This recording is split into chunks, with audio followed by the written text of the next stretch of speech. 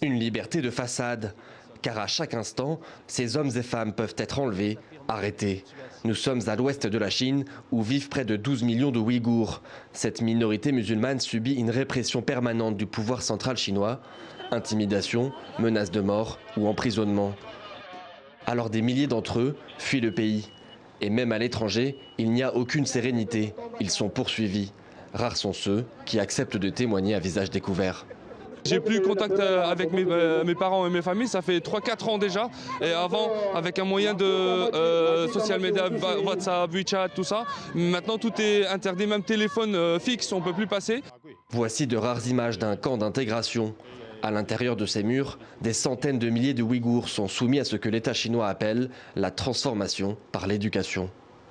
Il faut qu'on leur fasse oublier leur culture, leur langue, et qu'on leur apprenne toute la journée. Et tant qu'ils ne savent pas parler Han, chinois, tant qu'ils ne savent pas ce qu'on leur enseigne tous les jours, les chants, eh bien, ils vont rester dans ces camps. Ça, ce sont les camps ouverts. Dans les camps ouverts, il y aurait 3 millions de personnes.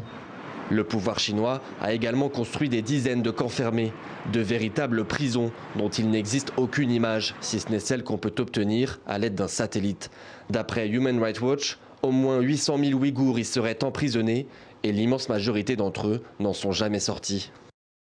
Ils ont décimé la société ouïghour. Plus de 10% de la communauté est en prison. Maintenant, si n'importe quel autre gouvernement dans le monde faisait cela, cela créerait de l'indignation, cela ferait la une partout dans les journaux. Mais parce que c'est la Chine, à cause de sa puissance économique, elle est exemptée de critiques.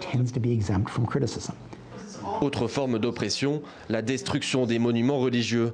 Sur cette image, on peut apercevoir la mosquée Keria en novembre 2017 et voici le même endroit quelques mois plus tard.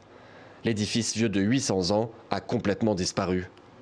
Xi Jinping, le président chinois, a toujours nié les accusations de répression envers la communauté ouïghour. Pour lui, c'est une lutte contre le terrorisme et l'extrémisme.